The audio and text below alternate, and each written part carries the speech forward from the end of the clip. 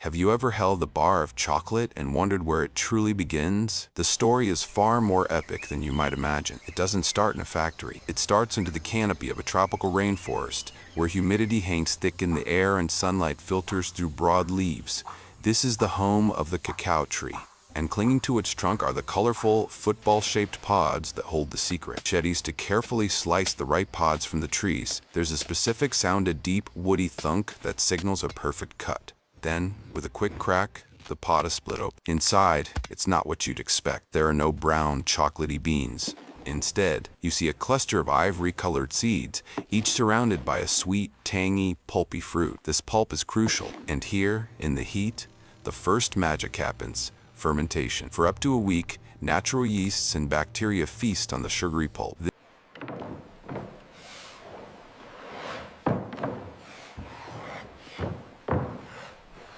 Once fermented, the beans are spread onto vast, sun-drenched mats. They dry for days, raked and turned, their moisture content slowly dropping until they make a distinct rattle in the hand. This sound means they're ready to travel. Now imagine the scale. These dried, hardened beans are scooped into burlap sacks, each one stamped with its origin. Forklifts. That's it, right there.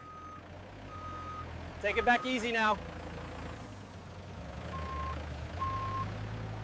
Move them by the hundreds onto trucks, which rumble toward ports. There, they're loaded into the steel bellies of shipping containers. Think about that journey. A container sealed in Ghana or Ecuador, loaded onto a massive cargo ship and setting sail across an ocean. Follow that ship on a map. It's carrying the foundational ingredient for millions of moments of joy.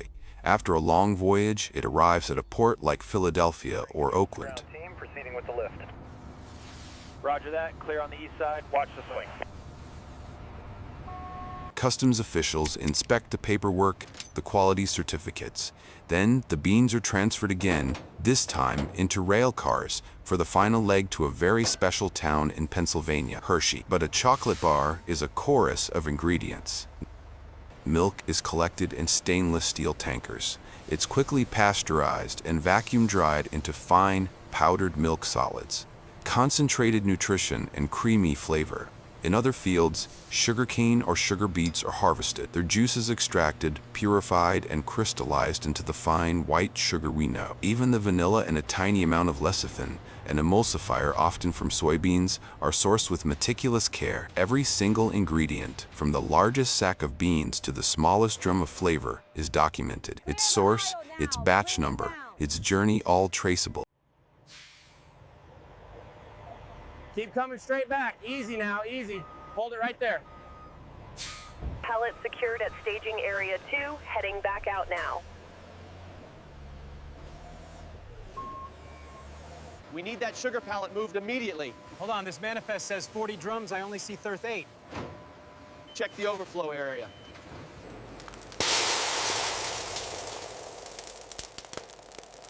Think about it. That bitter fermented bean and that sweet white sugar are total opposites. How do they become one perfect, harmonious flavor? The alchemy is about to begin, and it starts with fire and sound. Don't go anywhere.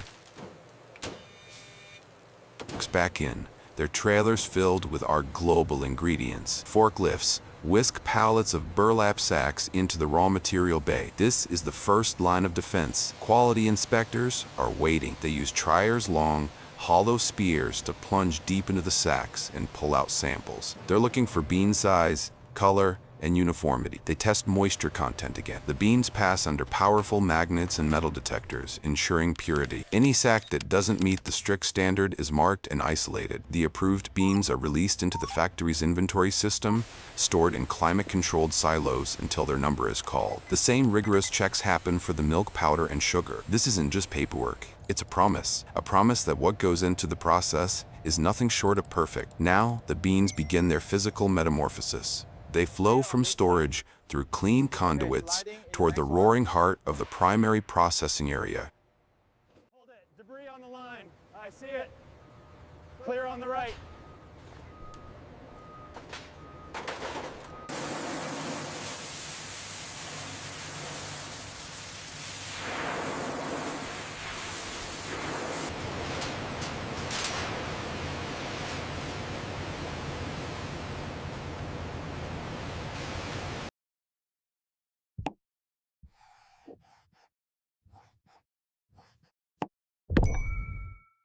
Imagine a giant rotating drum heated with precise, computerized control.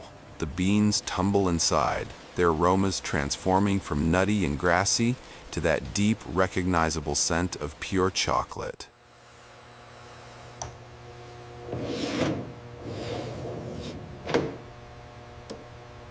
The heat is critical too little, and the flavor doesn't develop. Too much, and it's burnt. After their roast, the hot beans are cascaded into a cooling tray, arresting the cooking process. Next comes winnowing. The cooled, brittle beans are conveyed to machines that crack them open with a series of gentle impacts. What's inside? The cocoa nib. This is the prize. Air classifiers then create a whirlwind, blowing away the lighter, papery shells and leaving behind a cascade of pure, roasted cocoa nibs.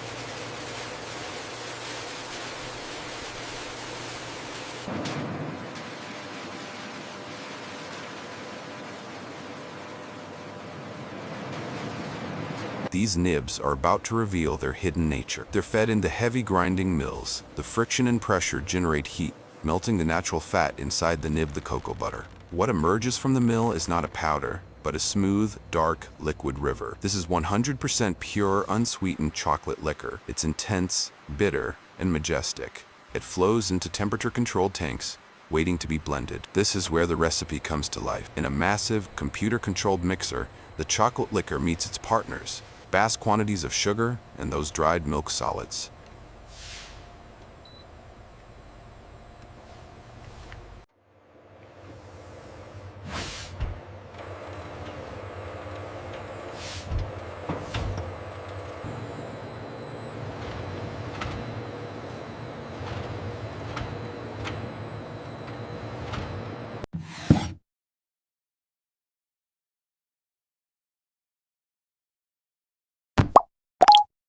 These colossal cylinders, spinning at different speeds, shear and crush the mixture, grinding the particles smaller and smaller. The goal is to get each particle finer than the human tongue can detect, typically less than 20 microns. What pours out the other side is not a liquid, but a delicate flake of chocolate. It feels silky to the touch, but it's still not ready. Its flavor is sharp, its texture not quite seamless.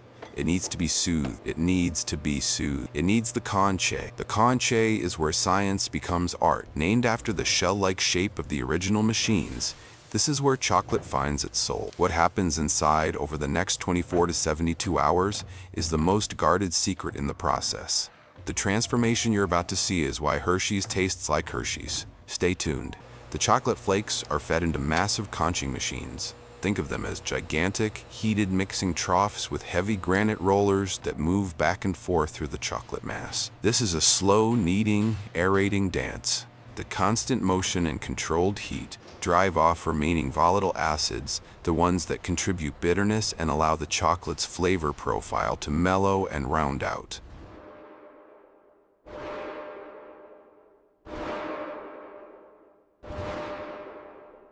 The dry flakes slowly absorb the cocoa butter, turning into a thick paste, and then, finally, into a flowing liquid velvet. Technicians sample constantly, checking the viscosity with precise instruments and, ultimately, with their own trained palates.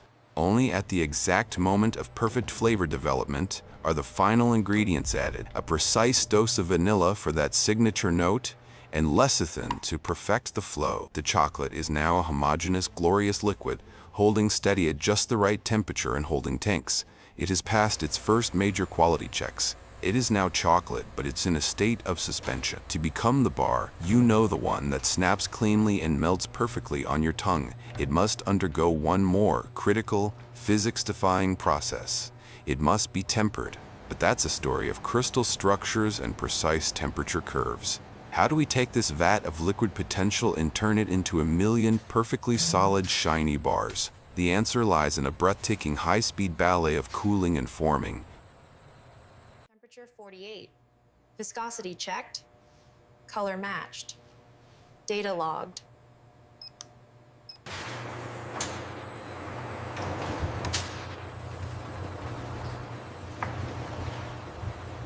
The tempered chocolate, now in a delicate, semi-solid state, exits the machine. You can see the difference. It's thicker with a beautiful sheen, and it's ready to be born into its final shape. The tempered chocolate flows like a decadent brown waterfall onto the molding line. Below it, a never-ending procession of clean, shiny molds travels along a conveyor.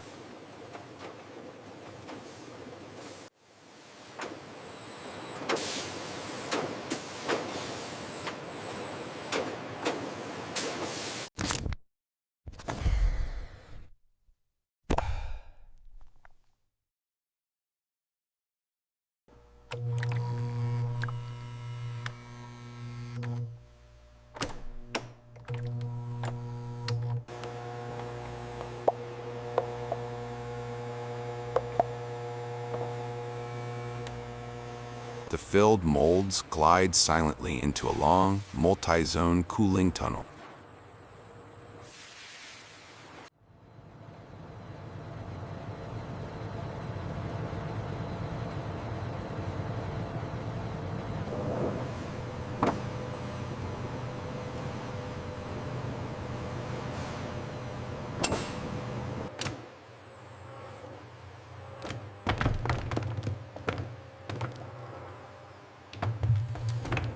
The naked bars now embark on their final factory journey. They pass under laser scanners and cameras that inspect for any visual flaws: a chip, a bubble, a smudge. They glide over ultra-sensitive scales that check the weight of every single bar.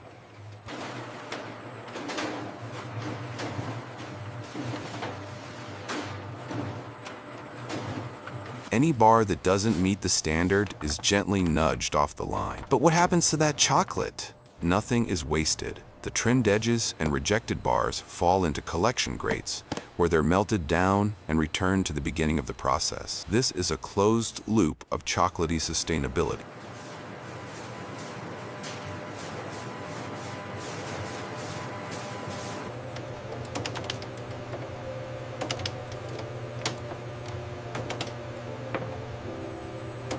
Now we have a perfect, naked chocolate bar. But it needs its iconic suit of armor, that familiar foil and paper wrapper. The packaging line is a high-speed mechanical symphony, moving so fast it's almost a blur. How do they possibly keep up? The answer is engineering wizardry. You have to see to believe. The bars are precisely aligned and fed into the jaws of a high-speed flow wrapper. In the blink of an eye, the paper sleeve is slipped on, and a printer applies the batch code and expiration date. Every millisecond, cameras are taking pictures, checking for wrinkle-free foil, crisp seals, and correct labeling. Then it's through a final metal detector, the ultimate safety check. The bars that pass are the chosen ones.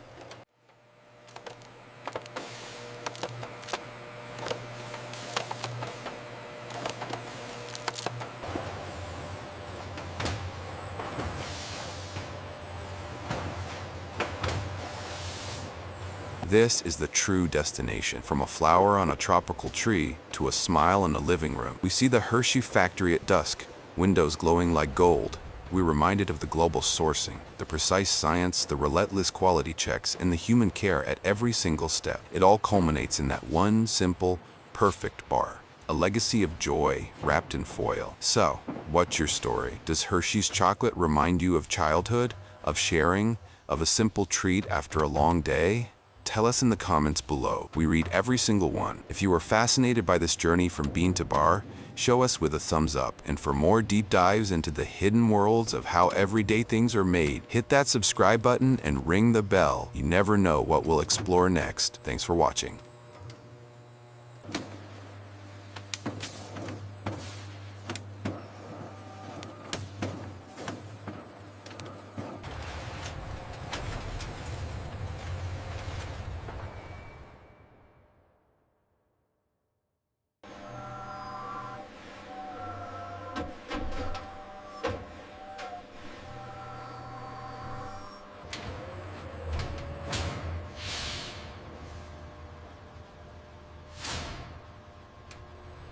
Bay 3, clear that pallet now.